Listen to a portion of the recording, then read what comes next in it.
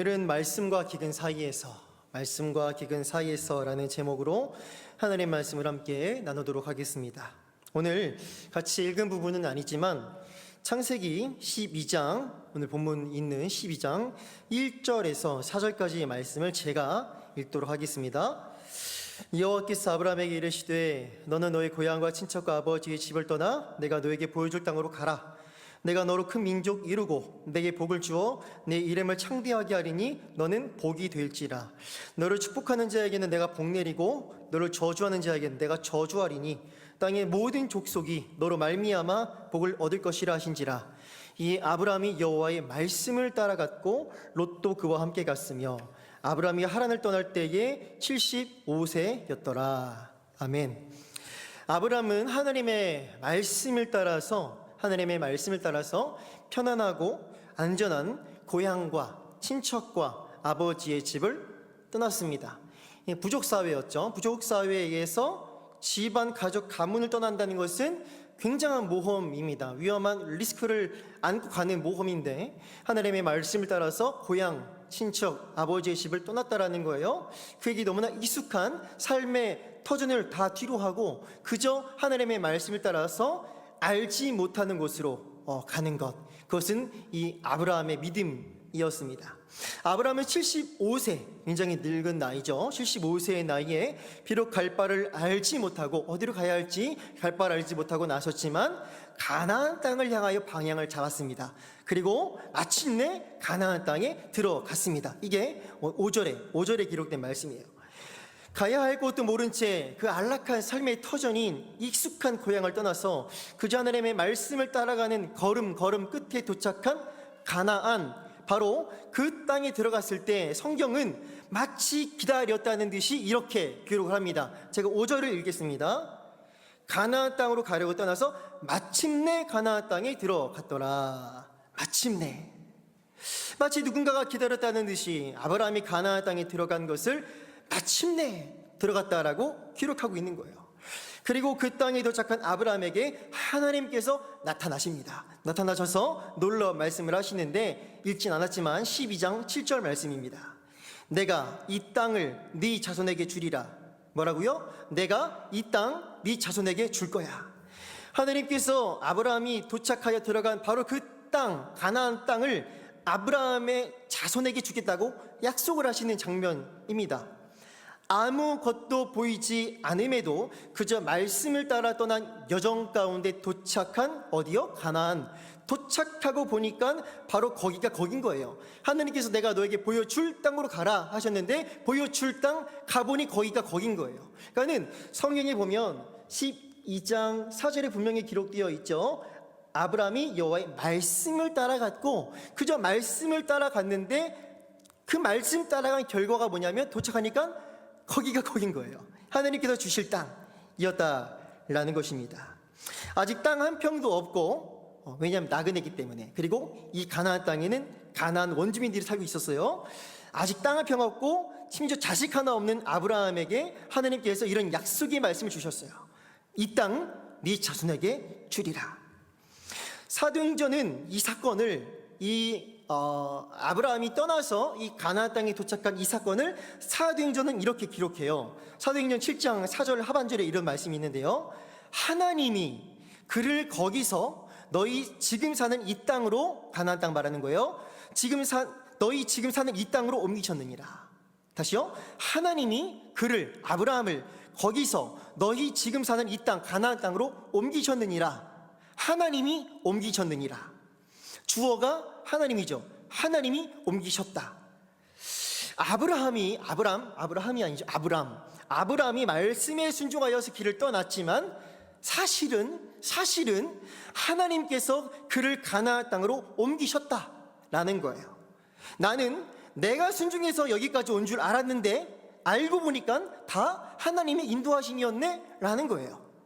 여기에서 우리는 뭘 볼 수 있냐면요, 하나님의 부르심과 그리고 그에 대한 사람의 순종의 반응, 그 아름다운 하나됨, 역동, 협동, 연합을 볼 수 있어요. 좀 어려운 말로 콜라보레이션, 하나님의 부르심과 그 부르심에 대한 우리 인간의 순종하는 반응, 그 콜라보레이션 속에 뭐가 있냐면요, 하나님의 인도하심이 있다라는 거예요. 하나님이 말씀하십니다. 그에 반응합니다. 우리는 순종합니다. 이 안에 하나님 역사하고 계시다라는 거예요. 하나님의 인도하심이 있다라는 것이죠. 하나님의 말씀에 순종하여서 그저 말씀 따라 걸어가는 우리의 인생도 똑같습니다. 말씀을 붙들고 걸어가는 삶이요, 때로는요 아무것도 안 보입니다. 때로는요 말씀 붙들고 살아가는 삶이 너무너무 외롭습니다. 또 때로는요 너무 막막합니다. 근데 그럴지라도요 우리는 여전히 뭘 기억해야 하냐면, 하나님의 말씀을 붙들고 오늘 살아가는 이 삶 가운데 하나님이 함께하고 계시고 하나님의 인도하심이 있다라는 거예요. 하나님의 인도하심 가운데 있는 중이다라는 것입니다. 우리가 비록 오늘도 또 내일도 미래의 일, 갈 바를 알지 못할지라도 그저 매일의 삶 가운데 그저 하나님의 말씀을 붙들고 한 걸음 또 한 걸음, 내일도 하나님의 말씀, 내일 모레도 하나님의 말씀, 그저 말씀 붙들고 걷다 보면 어떻게 해요? 마침내 성경에 기록된 것처럼 마침내 하나님께서 약속하신 그 자리에 서 있게 되는 우리 모습을 발견하게 되는 그날이 온다라는 것입니다. 이것을 신뢰하는 거예요. 이것을 신뢰하는 것입니다. 자, 그런데 오늘 본문 말씀을 보면 하나님께서 주시겠다고 약속하신 바로 그 가나안 땅에 심각한 어려운 문제가 생겼다라는 것을 볼 수 있습니다. 오늘 본문 10절을 제가 읽겠습니다. 그 땅에 기근이 들었으므로 아브라함이 애굽에 거류하려고 그리로 내려갔으니 이는 그 땅에 기근이 심하였습니다. 아브라함은 하나님의 말씀대로 고향과 친척과 아버지의 집을 떠났어요. 다 버린 거나 마찬가지예요. 그리고 원래는 그 갈대아 우르에서 출발했죠. 아버지와 함께 데라와 함께 출발했는데 중간 기착점 하란에서 머물렀어요. 근데 이 하란도 떠납니다. 근데 하란이라는 곳은 어떤 곳이냐면 교통의 중심지였습니다. 교통의 중심지. 교통의 중심지는 상업이 발달할 수 있죠. 살기 편안한 도시, 화려한 도시였다라는 거예요. 근데 그런 하란도 아브라함은 떠났습니다. 갈대아 우르를 떠나고 하란을 떠나서 하나님의 말씀을 따라 그저 가나안까지 온 것이었습니다. 하나님의 말씀을 따라 가나안까지 왔어요. 그런데 하나님께서 주시기로 약속하신 바로 그 땅에 뭐가 왔다? 기근. 그것도 심각한 기근이 왔다라는 것입니다. 기근은 오늘날에도 우리 인간의 삶을 매우 피폐하게 만들죠. 정말로 물이 진짜 중요하더라고요. 저도 아프리카 케냐의 선교지에 갔다 온 적이 있었는데, 지난번에 준전임으로 사역할 때 허락해 주셔서 다녀온 적이 있는데 정말 물이 없어요. 비가 안 와요. 풀도 자라지 않고 물도 없고 전기도 없고, 그러면 정말 물 한 모금 마시려고 몇 시간을 걸어가서 흙탕물 떠오는 거예요. 정말 쉽지 않은 일이죠. 오늘날도 쉽지 않은 삶입니다. 그런데 이 수천 년 전, 즉 상하수도 시설과 댐이 없고 댐이 없는 그때에는 더더욱 큰 어려움이었겠죠. 유목민에게, 가축을 치는 유목민에게 물이 없다라는 것은 매우 치명적인 것이었습니다. 자, 아브라함은 하나님의 말씀을 따라 약속의 땅에 왔는데, 그리고 그 땅 하나님 주신다고 하셨는데 뭐가 왔어요? 이 땅에, 이 약속의 땅에 기근이 왔다라는 거예요. 가뭄이 들었다라는 겁니다. 어떻게 이럴 수가 있죠? 하나님의 말씀을 따라서 모든 것 다 뒤로하고 순종하여서 온 결과가 우리의 삶의 고난과 기근이란 말입니까?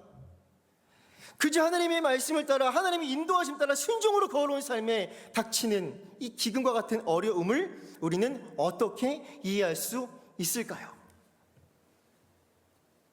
물론 가나안 땅은 비가 제때 내리기만 하면 세상에서 가장 생산성이 좋은 비옥한 땅 중에 하나였다라고 합니다.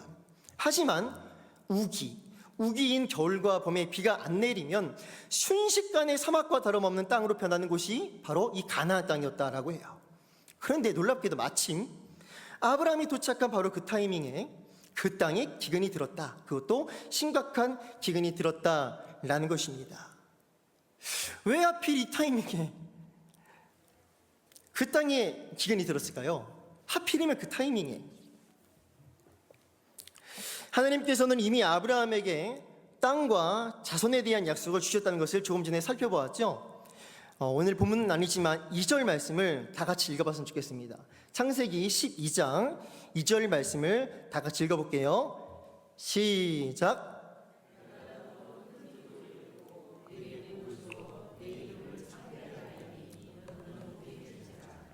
내가 너로 큰 민족을 이루고, 내가 너로 큰 민족을 이루고, 어마어마한 자손을 준다는 약속이죠.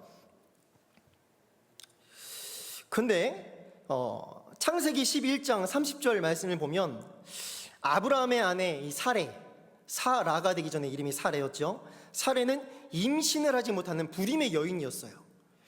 아브라함과 사레에 대한 첫 소개가 애를 낳지 못하는 그 기사가 첫 소개입니다. 성경에 등장하는. 그래서 자식 하나 없는 사막과 같은 인생이 바로 이 사레와 아브라함의 삶이었어요. 하지만 하나님은 그런 아브라함에게 아내가 자식을 못 낳는 불임의 상태에 있는데도 불구하고 하나님이 아이 몇 명 죽기가 아니라 큰 민족을 이루게 하신다라고 어마어마하게 스케일이 큰 약속을 하신 거예요. 또 창세기 12장 7절을 보면 여호와께서 아브라함에게 나타나 이르시되 내가 이 땅을 네 자손에게 주리라 하신지라. 자식 하나 없는 아브라함, 그리고 땅 한 평 가진 것 없는 나그네 신세인 아브라함에게 이 땅 없는 아브라함에게 이 땅을 네 자손에게, 한 명도 자식이 없는 아브라함에게 네 자손에게 줄 것이라 말씀하시는 거예요. 심지어 당시 그 땅에는 아까 나눴던 것처럼 가나안 사람, 즉 원주민들이 이미 진치고 살아가는 땅이었어요. 그럼에도 불구하고 하나님은 아브라함에게 그 땅과 자손을 약속하셨습니다.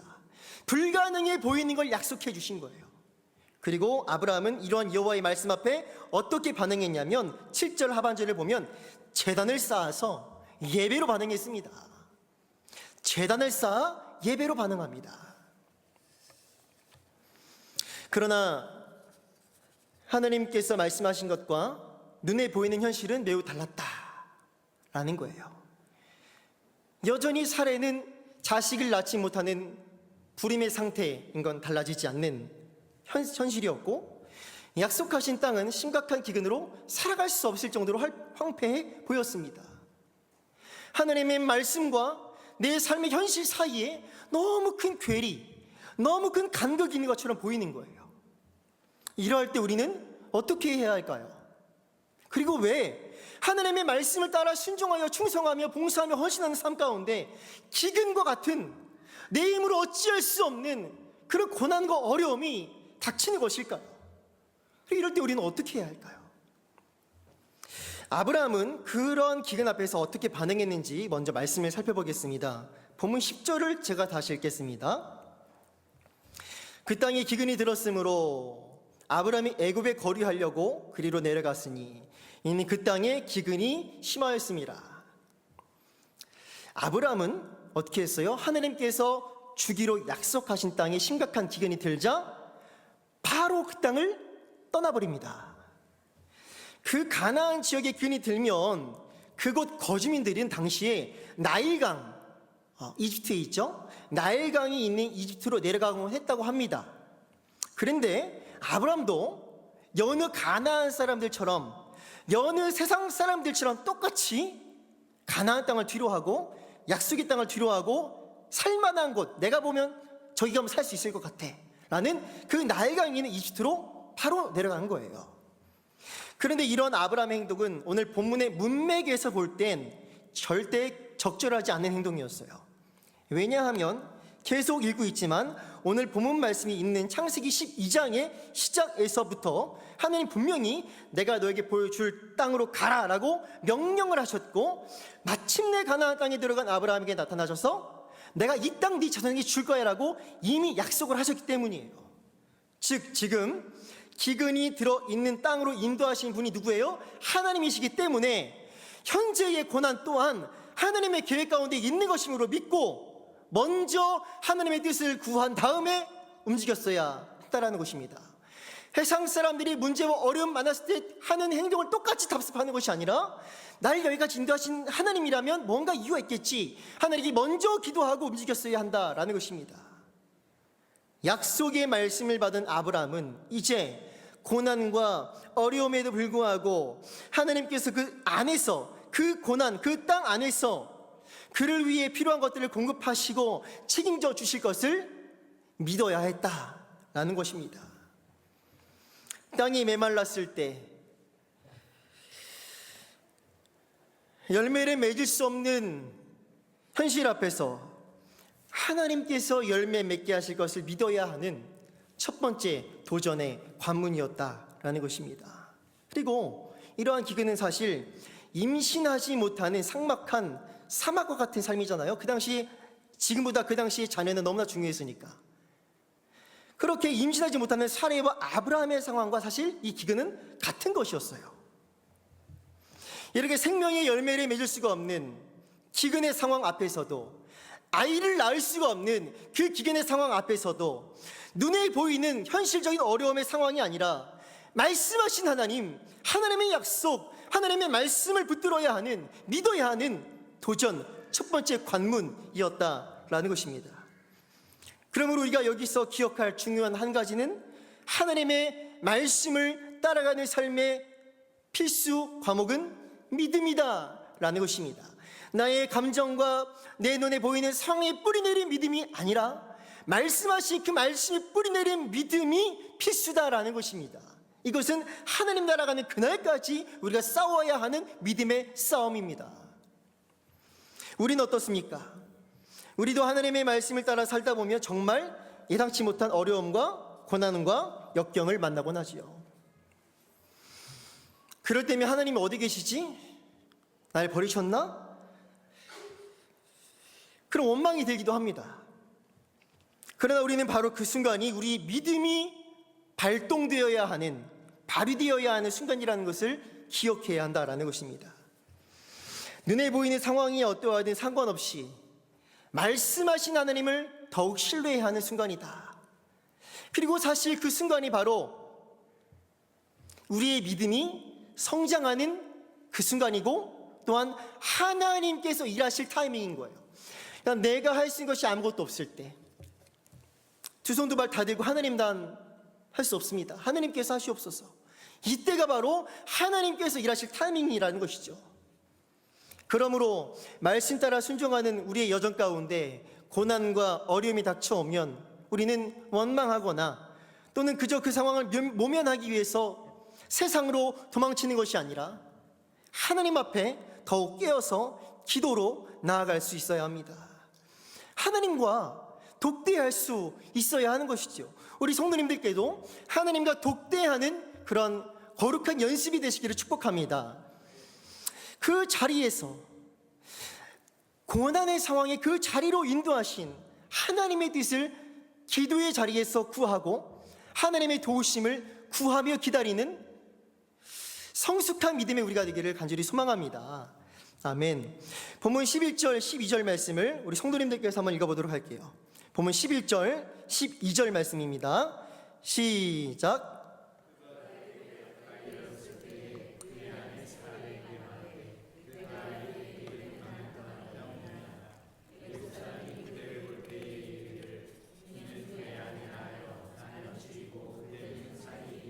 아멘. 설교를 사실은 매번 이렇게 올라올 때마다 설교를 조용히 해야지 하고 올라오거든요. 근데 분명히 오늘도 각오를 하고 올라왔는데 오늘은 조용히 해야지. 죄송합니다. 벌써 처음부터 소리를 질렀네요. 좀 차분하게 한번 설교를 해보도록 하겠습니다. 자, 방금 읽었어요. 이집트에 이제 가까이 가는 거예요. 나일강이 있으니까 이집트로 가까이, 나일강이 있는 이제 이집트로 거의 다 왔어요. 근데 기근이라는 어려움을 피해서 찾아온 이집트 앞에서 또 다른 문제가 생겨요. 아브라함에게 두려움이 찾아온 거예요. 아브라함이 두려움에 사로잡힙니다.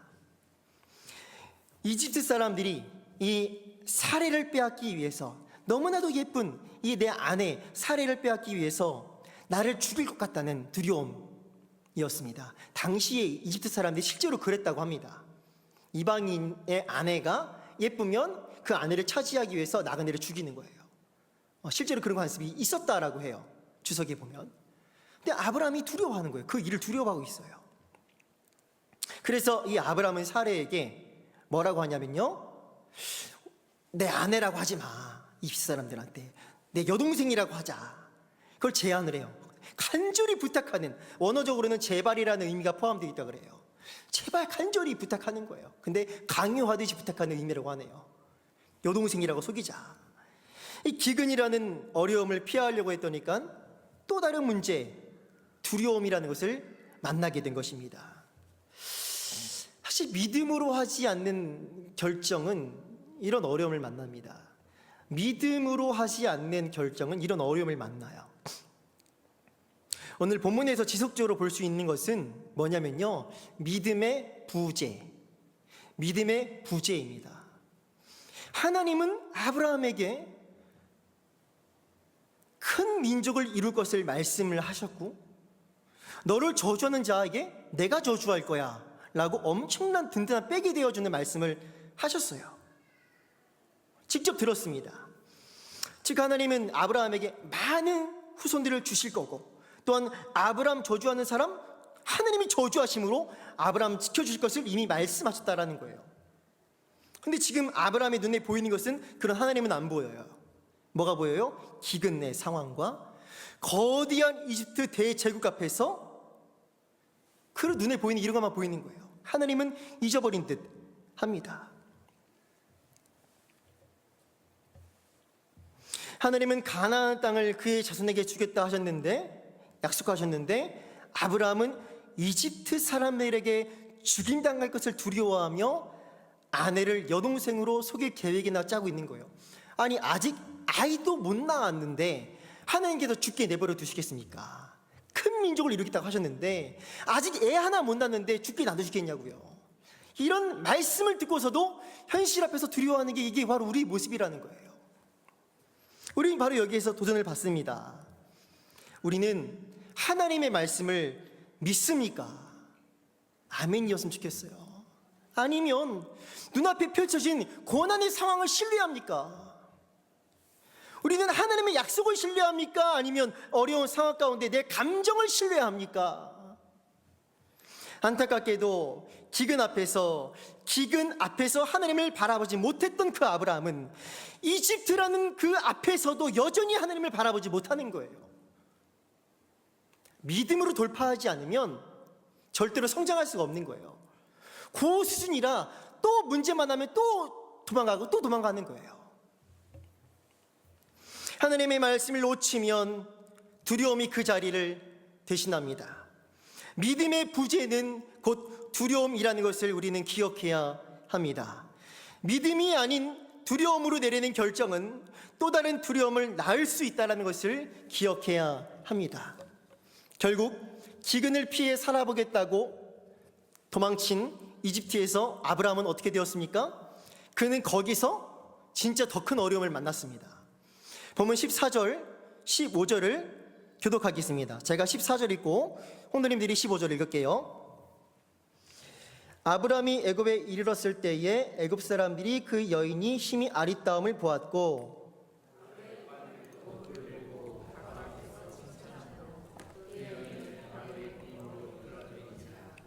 이집트에 도착한 아브라함 일행에 대한 소문이 금방 퍼지고 말았습니다. 그 정도로 예뻤나 봐요. 이때 나이가 아브라함이 75세 정도였으니까는 사례는 65세였죠. 그런데도 예쁠 정도면 정말 되게 민모의 여인이었던가 봐요. 이 아브라함의 아내 사례의 이 아름다움이 그 이집트의 왕 파라오의 귀에까지 전달이 돼요. 결국 파라오의 궁으로 끌려 들어갑니다. 이 끌려 들어가다는 취하다, 갔다라는 의미를 갖는데요. 이 파라오가 결국에는 이 아브라함의 아내를 자기 아내로 삼아버리죠. 왜요? 아브라함이 내 아내가 아니에요, 여동생이에요 라고 거짓말했기 때문에 파라오가 공식적으로 이 사례를 자기 아내로 데려가 버린 거예요. 그리고 아브라함에게는 양과 소와 노비와 암수 나귀와 낙타를 답례품으로 주었습니다. 아브라함은 공식적으로 자기 아내를 빼앗기면서도 아무것도 할 수가 없어요. 지금 내 눈앞에서 다른 남자가 내 아내 데려가는데도 내 여동생이라고 말하면서 답례품을 받고 있는 상황인 거예요. 빼도 박도 못하는 상황인 거죠. 아브라함이 무슨 힘이 있습니까? 무슨 군사가 있습니까? 지금 이집트의 왕에게 내 아내를 빼앗기는데도 아무것도 하지 못하는 거예요. 심지어 더 비참한 것은 아내를 빼앗기면서 그에 대한 답례품으로 동물을 받고 있는 거예요. 동물을. 그의 믿음의 부재는 두려움으로 이어졌고, 그것은 곧 하나님의 약속을 함께 이어갈 아내를 빼앗기는 상황으로까지 이어지고 말았다라는 것입니다. 기근을 피해서 살아보겠다고 하나님과 상관없이 이 자기 잔머리 굴려서 도착한 이집트에서 도리어 더 큰 어려움을 만났다라는 것입니다. 이러한 위기적인 상황은 하나님의 구원 경륜, 하나님의 구속 계획의 측면에서 볼 때에서도 큰 위기였어요.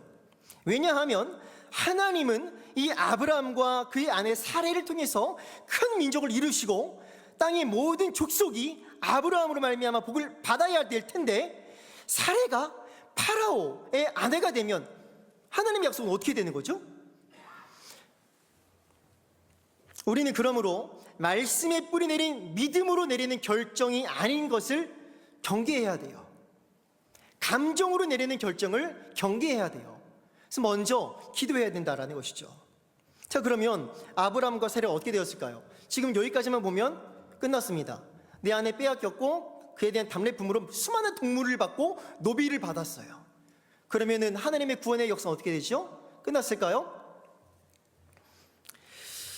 바로 이때 등장하는 것이 무엇이냐면 하나님의 은혜. 이때 등장하는 것이 하나님의 은혜입니다. 17절 말씀을 제가 읽겠습니다. 여호와께서 아브라함의 아내 사레의 일로 바로와 그 집에 큰 재앙을 내리신지라. 하나님께서 직접 개입하시는 거예요. 아브라함이 하신 것이 아무것도 없을 때, 심지어 자기 실수로 내 안에 빼앗긴 그 상황 가운데 하나님이 역사해 주시는 거예요. 하나님이 파라오로 하여금 사레를 아브라함에게 돌려줄 수밖에 없도록 친히 일하셨다라는 것입니다. 어떤 재앙으로 파라오의 집을 치셨는지는 모르겠지만 확실한 것은 하나님이 직접 개입하셨고 파라오도 그것을 깨달을 수 있을 정도의 재앙이었다라는 것입니다. 그래서 파라오는 아브라함에게 뭐라고 하냐면, 어찌 그를 누이라 하여 내가 그를 데려다가 아내를 삼게 하였느냐 라고 질책하면서 이 사레를 다시 되돌려줍니다. 데려가라. 이 추방의 의미가 있어요. 데리고 가라. 추방해버려요. 하나님께서 개입하셔서 아브라함과 사레를 지켜주신 것입니다. 아브라함이 연약하여서 아무것도 할 수 없었던 바로 그때에 언약의 신실하신 하나님께서 개입하셔서 아브라함에게 하신 약속을 하나님이 지키신 거예요. 결국 아브라함은 그의 아내와 모든 소유와 조카 롯과 함께 다시 약속의 땅, 기근이 들어서 도망쳐 나왔던 그 땅으로 다시 돌아갈 수 있게 되었습니다. 본문 13장 4절 말씀입니다. 그가 처음으로 제단을 쌓은 곳이라. 그가 거기서 여호와의 이름을 불렀더라. 아브라함은 가나안 땅에 들어와 처음으로 여호와 앞에 제단을 쌓았던 그 장소로 되돌아왔습니다. 그리고 여호와의 이름을 불렀습니다. 예배드렸다라는 의미예요. 하나님의 은혜로 예배가 회복되고 아브라함과의 하나님과의 관계가 다시 회복되는 장면입니다. 우리가 여기에서 주목할 것은요, 믿음이 부족했던 것도 아브라함이고 거짓말을 하는 잘못을 한 것도 아브라함인데, 하나님은 그런 연약한 부족한 아브라함을 포기하지 아니하시고 오히려 은혜를 베풀어 주셨다라는 거예요. 다시 예배가 회복되시도록 해주셨다라는 것입니다. 아브라함은 기근의 현실 앞에서 하나님의 말씀을 붙들지 못하고 현실과 타협하였고, 또 현실 앞에서 거짓말을 하는 등 정말 부족한 모습을 보였지만, 놀랍게도 하나님은 그런 아브라함을 덮어주시고 하나님의 언약으로 부름받고 택함받은 그를 끝내 지켜주셨다라는 것입니다. 하나님은 참으로 언약에 신실하시고 언약 백성을 끝까지 지켜주시는 신실하신 하나님임을 우리는 기억해야 합니다. 여기에서도 우리의 모습을 봅니다. 우리도 하나님의 말씀을 지키기에는 너무 연약한 것 같습니다. 때로 수도 없이 넘어지는 것 같습니다. 어려운 상황 앞에서 의심과 타협의 길에서 헤맬 때도 있습니다. 하지만 참으로 감사한 것은 하나님은 그러한 우리를, 이런 연약한 나를 포기하지 아니하시고 어려움에서 건져주시고 또 기회를 주시고 또 믿음이 자라갈 수 있도록 기다려주신다는 겁니다. 오늘 본문에 등장하는 이 아브라함도 하루아침에 믿음의 조상이 된 것이 아니었어요.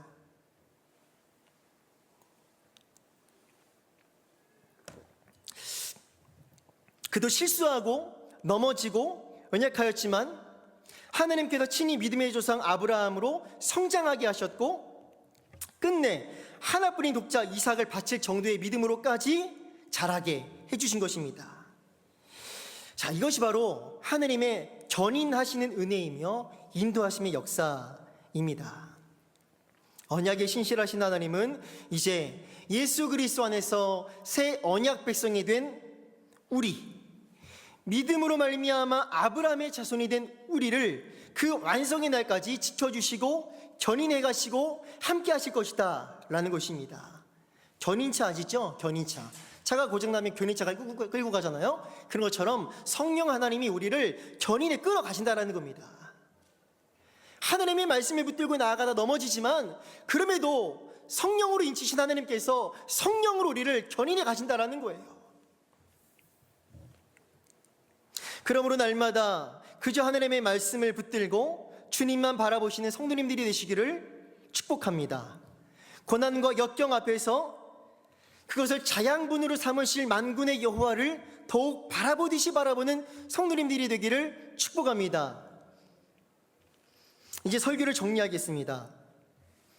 먼저 하나님의 말씀을 따라가는 믿음의 길에서 만나는 역경은, 하나님의 말씀 따라가는 길에서 만나는 역경과 어려움은 우리의 성숙을 위해서는 필수적인 부분이다 라는 것입니다.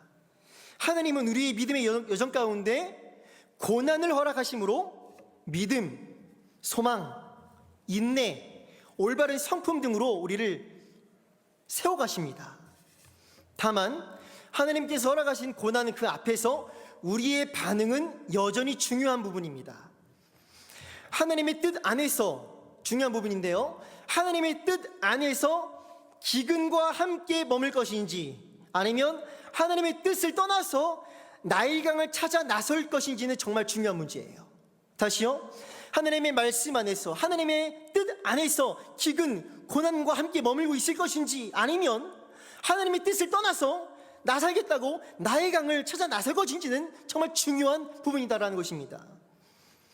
어쩌면 우리는 하나님의 뜻, 하나님의 말씀, 하나님의 인도하심이 있는 자리를 벗어나서 더 풍성한 세상, 나일강을 발견할 수 있을지도 모릅니다. 그러나 우리는 기억해야 합니다.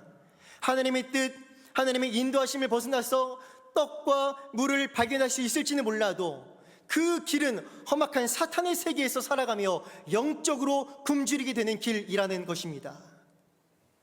그러므로 말씀 따라가는 우리 믿음의 여정 가운데 비록 고난과 역경을 만날지라도 그것이 나를 연단하는 하나님의 선한 손길임을 신뢰하고 끝까지 믿음과 인내로 하나님 안에만 머물러 있는 우리가 되기를 소망합니다. 어려움 앞에서 잔머리를, 죄송합니다, 성도님들께 하는 표현 아니고요, 저에게 하는 표현이에요. 잔머리를 굴리기보다 먼저 하나님의 뜻과 인도하심을 구하는 기도의 자리로 나아가시기를 바랍니다. 그러나 반드시 하나님의 때에, 하나님의 타이밍에 하나님의 뜻이 멋지게 이루어진 것을 경험하는 그날 올 줄 믿습니다. 아브라함이 갈 바를 알지 못하고 처음에 말씀 붙들고 따라가다 보니 마침내 도착한 거기가 거기였던 것처럼, 하나님 실당이었던 것처럼 갈 바를 알지 못하고 매일 고난과 역경 속에 있지만 오늘도 큐티하고 내일도 큐티하고 내일 모레도 큐티하고 오늘도 기도하고 내일도 기도하다 보면은 그 한 걸음 한 걸음만 말씀 가다 보면은 돌아보면은 하나님이 내 삶을 인도하셨네 라고 하는 마침내 그 자리를 발견하게 된다라는 거예요.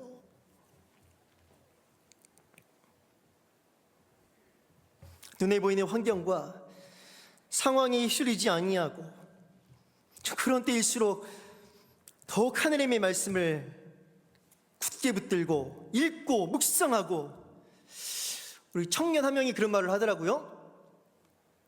하나님의 말씀 붙들고 견딥니다. 큰 고난을 만난 청년이었는데 하나님의 말씀으로 버팁니다. 이 말을 하더라고요. 정말 그 말이 맞습니다. 끝까지 말씀 붙들고 믿음과 오래 참음으로 그 기도로 승리하는 성도님들이 되시기를. 그래서 결국 모든 족속을 향하여서 축복의 통로가 되는 우리의 가정과 행복한 교회, 클래스가 다른 우리 교회가 되기를 살아계신 주님의 이름으로 축복합니다. 아멘.